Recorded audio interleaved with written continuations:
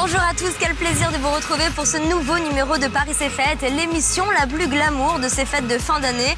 Et oui, toute l'équipe de Paris c'est fou s'est mise sur son 31 pour vous offrir des émissions inédites. Et aujourd'hui, nous allons vous prouver que Paris reste la capitale de tous les grands événements. Et moi, je vais rencontrer deux grands du cinéma français, un réalisateur et un acteur. Benoît Magimel et Marc Esposito vont passer un moment avec nous à l'occasion de la sortie du film Mon pote. Barbra Streisand. Vous retrouverez également toute ma bande incorrigible dans des reportages exclusifs. Mais allez, je ne vais pas vous faire patienter plus longtemps. Tout de suite, le sommaire en images. Et avant de retrouver Marie en compagnie du ténébreux Benoît Magimel et du réalisateur Marc Esposito, bien d'autres surprises vous tendent les bras. Anne Denis partira à la rencontre de la délicieuse Olivia Ruiz pour une séance d'illumination un peu particulière.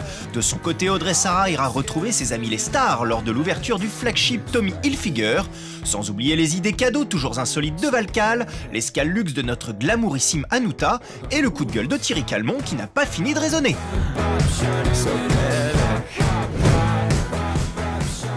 Salut Benoît, comment ça va? Excuse-moi, je suis un peu en retard. On va parler de ton film? Ah ouh là là, où tu m'emmènes? Allez hop. Alors merci beaucoup Benoît d'être avec nous pour nous parler de ton dernier film. Alors Mon pote, comme son nom l'indique, parle d'amitié.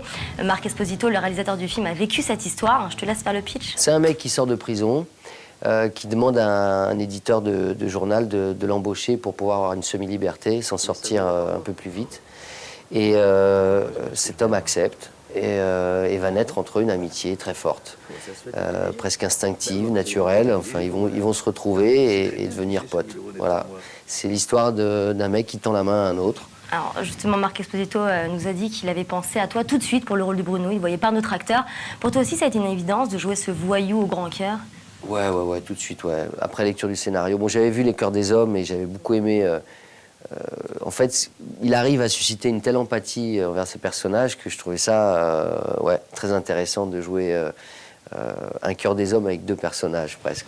De par la réal aussi, hein, il a un cadrage très frontal. Est-ce que tu penses que c'est important, ça aussi, pour mettre en valeur? Ouais, bien sûr. Non, en fait, il tourne avec 3 caméras, si tu veux. Et donc, les acteurs sont filmés sans arrêt. Et du coup, on joue plus ensemble, on est plus l'un avec l'autre.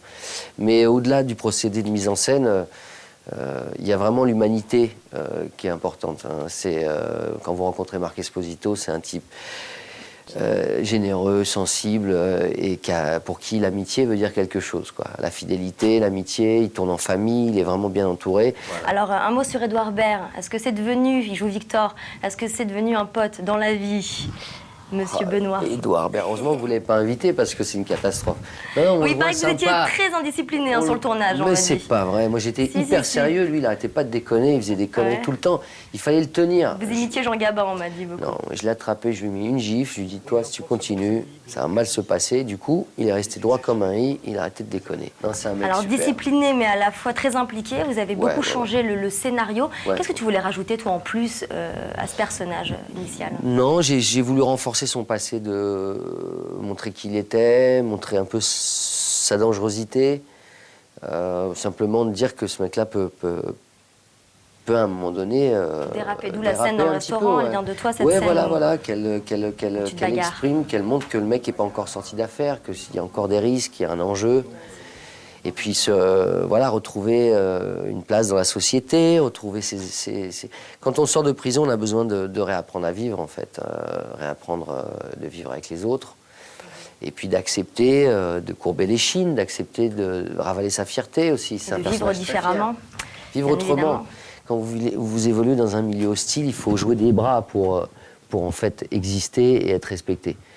Et en prison encore plus. Écoute, on va en reparler dans quelques instants et de ta carrière aussi. Hein, bientôt, tu vas bientôt fêter tes 20 ans de carrière à 36 ans. C'est pas mal. J'ai commencé à 12 ans, alors j'ai 24.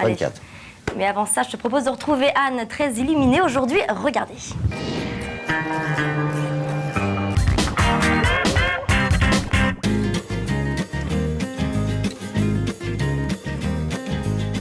Allez, de retour à l'hôtel Parc Hyatt après Benoît Magimel, je suis en compagnie de Marc Esposito, le réalisateur du film Mon pote.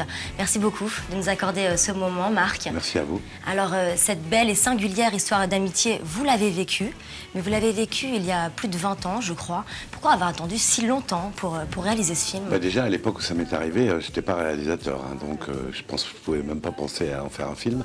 Et en plus, je dirais qu'il fallait qu'il passe du temps, quoi, de la même façon que quand on arrête de fumer. Si vous avez un pote qui vous dit « j'ai arrêté de fumer, depuis combien de temps ?» S'il vous dit 6 mois, on ne considère pas qu'il a arrêté de fumer. Vous aviez peur que Bruno retombe Non, j'avais pas peur, mais en tout cas, je voulais pas... Il fallait que le temps ait passé et que ce soit sûr, hein, que ça appartienne au passé, que ce soit... Voilà, et puis il y a le fait aussi que... Comment dire, c'est le destin, le hasard des choses. J'ai commencé par Le Cœur des Hommes. Et donc, quand, après Le Cœur des Hommes 2, ça m'intéressait, je dirais que les raisons qui faisaient que ça m'intéressait pas de commencer, d'en faire mon premier film, parce qu'il y avait des scènes que je trouvais difficiles à réussir. Comme les scènes d'action, par exemple. Des scènes d'action, de poursuite, de bagarre, ou même le fait de tourner dans une prison, ça me faisait peur, j'en avais pas envie. Alors qu'après avoir fait 4 films, dont un Bali, une histoire d'amour et tout, là, tout d'un coup, c'était différent de ce que j'avais fait avant. Alors, vous avez choisi Édouard Baird pour jouer votre rôle. Pourquoi Édouard? Est-ce que vous trouvez des points communs avec lui? J'ai pas ressenti ça comme mon rôle. Vous écrivez un scénario, il s'appelle Victor, et très vite on oublie. Je veux dire que c'est pas un biopic sur moi, ni sur mon pote Jean-Luc, c'est juste un épisode de nos vies. Alors le duo avec Benoît Magimel fonctionne vraiment très bien à l'écran. Il paraît que sur le tournage, vous avez plus d'une fois versé votre petite larme en les regardant jouer. Est-ce que c'est vrai, ça, Marc? C'est vrai que je verse facilement ma petite larme.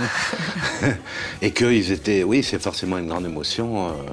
Quand 2 acteurs portent votre texte au maximum de l'humanité, de l'émotion, du réalisme, oui, mais ça m'émeut à chaque fois. Allez, d'en parler, ça donne envie d'en voir quelques images. Je vous propose, Marc, de regarder tout de suite la bande-annonce, Mon pote. C'est votre première visite dans une maison d'arrêt? Oui. Je vous présente Monsieur Victor Gallien, directeur et fondateur d'Automagazine. C'est vraiment gentil à vous d'être venu. Merci beaucoup. Cher Victor, comme vous, les autos, c'est ma passion. Si vous m'engagez, j'obtiendrai le régime de semi-liberté. Donnez-moi ma chance. Ça marche alors? Ouais, super.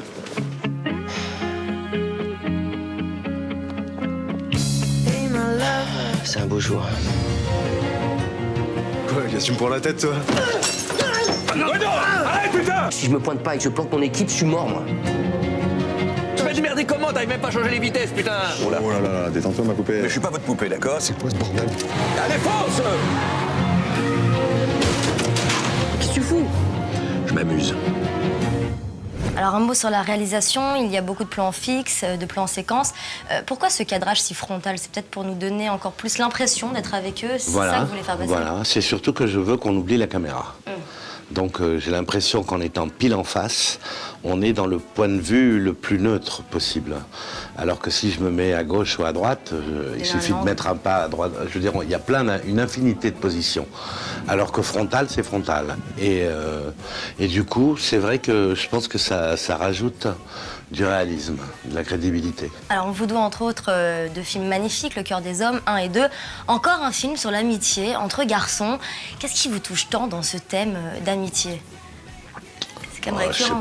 Je sais pas, je pense que c'est un truc important dans nos vies et qui est sûrement plus important dans nos vies aujourd'hui qu'il y a 20 ans ou 40 ans. Je pense que les histoires des couples qui durent moins longtemps, les familles décomposées, recomposées, font que les amis restent des pôles fixes dans nos vies.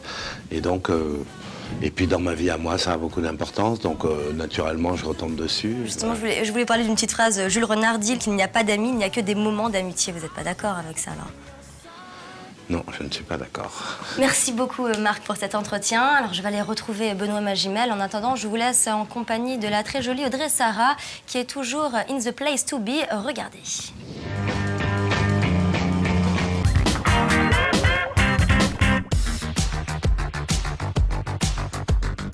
Allez, de retour avec Benoît Magimel. Alors Benoît, toi dans la vie, quel ami es-tu? Est-ce que tu es aussi fidèle et entier que Bruno, très sincèrement? J'essaye.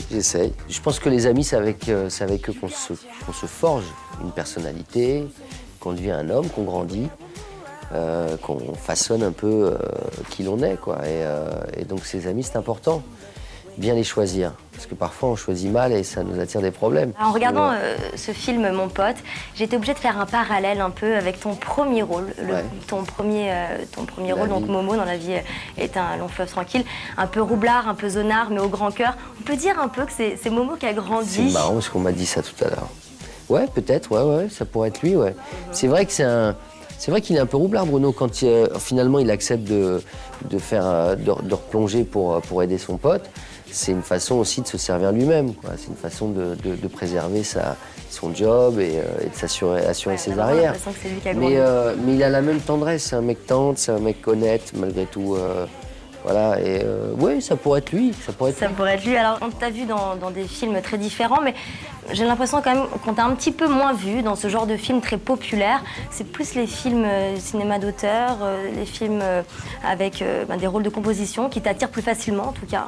Non, pas forcément. En fait, très tôt, j'ai compris qu'on avait tendance à enfermer les gens dans des cases, en fait. Et de vous enfermer dans un registre ou un genre. Quand j'ai fait Les Voleurs de On en a été chiné, je revenais au cinéma, parce que j'ai fait quelques films gamins. Après, j'ai fait pas mal de télévision et je reviens à 18-19 ans au cinéma avec Les Voleurs et un film de Benoît Jacquot, La fille seule. Film à l'auteur français, effectivement, mais je fais un jeune malfrat dans Les Voleurs. Et l'année suivante, on m'a proposé que ça. Et moi, je voulais jouer des bourgeois, je voulais jouer des rois de France. J'ai joué Louis XIV par la suite. Louis XIV, t'as joué Musset aussi, dans Les Enfants du siècle. Justement, on appréhende différemment ces rôles. C'est plus amusant, en fait, de jouer des personnages historiques parce qu'on se déguise, on s'amuse. Ouais. Moi, faire l'acteur, pour moi, c'était ça, quoi. C'était de me déguiser et de jouer. Mais au début, je voulais faire de la comédie. Moi, je voulais faire des films... je voulais faire rire les gens, quoi. Et quand j'étais gamin, je faisais marrer ma famille, mes potes. Et c'est ce qui me faisait kiffer. Après, la vie t'emmène vers des registres un peu différents. Mais il faut dire que des bonnes comédies à 20 ans, il n'y en a pas. Les beaux rôles de comédie, ça arrive un peu plus tard, quoi. Tu remarques qu'en France, les personnages qui ont des ressorts comiques, c'est des mecs qui ont à peu près 35, 40, un peu de vécu. Tu as de la matière et tu peux jouer avec cette matière. Mais à 20 ans, qu'est-ce que tu as raconté? C'est vrai. On t'a vu aussi cette année dans Les Petits Mouchoirs. Est-ce que comme Guillaume Canet, t'aimerais bien passer derrière la caméra? Ça t'intéresse? Bien sûr. T'aimerais faire quoi comme film? Quand on voit les acteurs qui réalisent, finalement, on se dit que ça sort toujours quelque chose de bon. T'aimes ou t'aimes pas le film, mais il y a un truc dedans. Moi, j'aimerais faire rire, pleurer, faire peur. Tu vois, j'ai envie de faire un film assez universel, en fait. Mais je pense un film personnel pour commencer, mais qui soit suffisamment universel pour plaire à tous. Benoît, on est en pleine période de fête. Est-ce que tu aimes bien cette époque de Noël? Non, je suis pas fan. Ça t'angoisse? Non, je préfère Noël au soleil, en fait. Ah, d'accord. Ouais, tu vas partir là? Ouais, je pense que je vais bouger. En fait, j'ai découvert le Noël au soleil il n'y a pas très longtemps. Et c'est pas mal. Allez, il y en a un autre, Benoît, qui n'aime pas du tout Noël et ses traditions. Il s'appelle Thierry Calmont. Je vous laisse tout de suite en sa compagnie.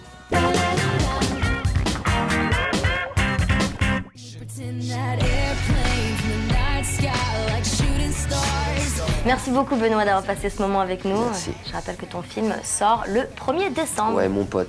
De Marc Esposito avec Édouard Baird. Tout est dit. Faut aller le voir. Faut aller le voir. Voilà, c'est déjà la fin de ce Paris c'est fête. Vous l'aurez vu, Paris reste la capitale où se déroulent les plus grands événements. J'espère que cette rencontre avec Benoît Magimel et Marc Esposito vous aura plu. En attendant, je vous souhaite de très très joyeuses fêtes et je vous dis à très vite sur Énergie Paris pour d'autres émissions inédites.